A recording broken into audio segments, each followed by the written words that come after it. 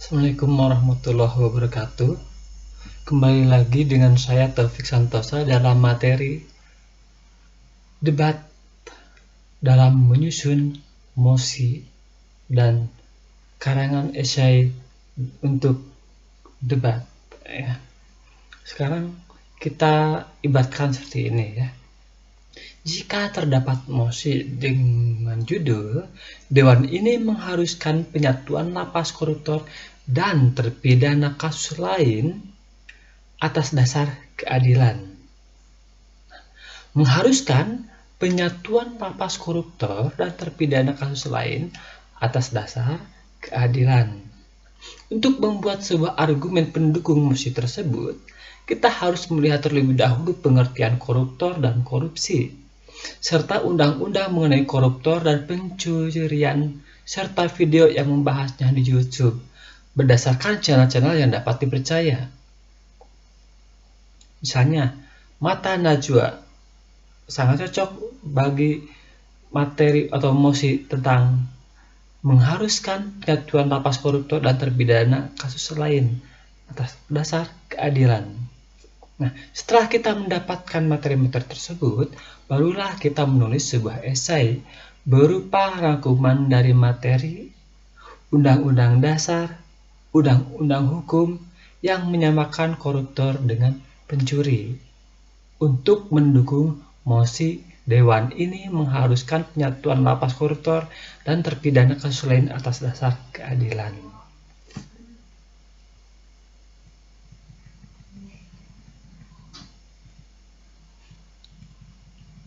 Nah, seperti contoh berikut ya.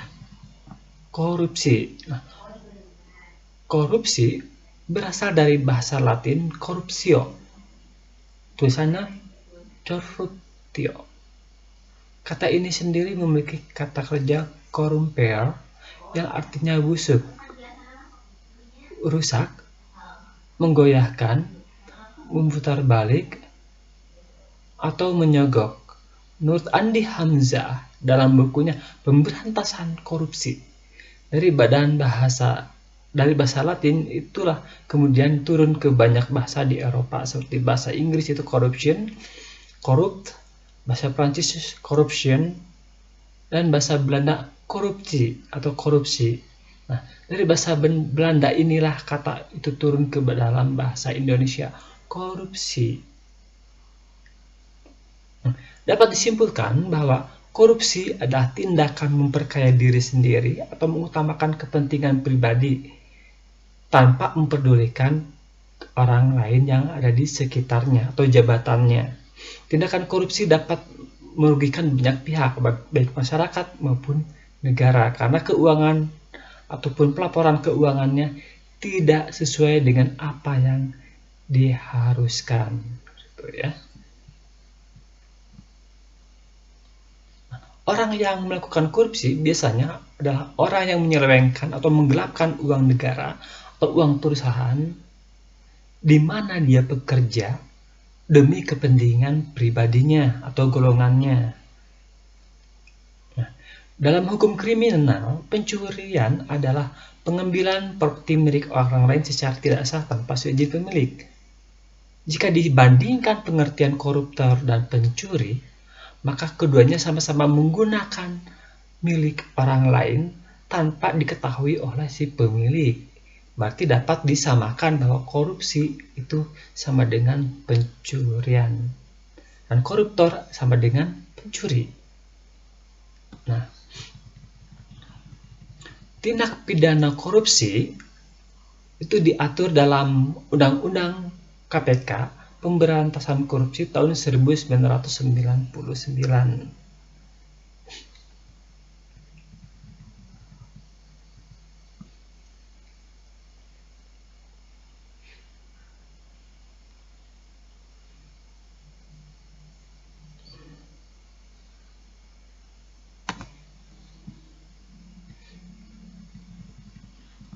Nah, kemudian kita lihat dulu di penjelasan dari Abi Quraisyihab mengenai penyamaan koruptor dan korupsi itu dapat dilihat di YouTube-nya Najwa Shihab di Mata Najwa yang tentang membahas tentang koruptor dan pencuri. Itu dapat kalian jadikan sebagai sumber bagaimana kalian mempersiapkan bahan-bahan untuk berdebat. Kemudian kata-kata tersebut dari awal hingga akhir tersebut kalian ubah dengan kata-kata sendiri, kecuali yang bagian undang-undang itu harus seperti adanya apa yang ada di online.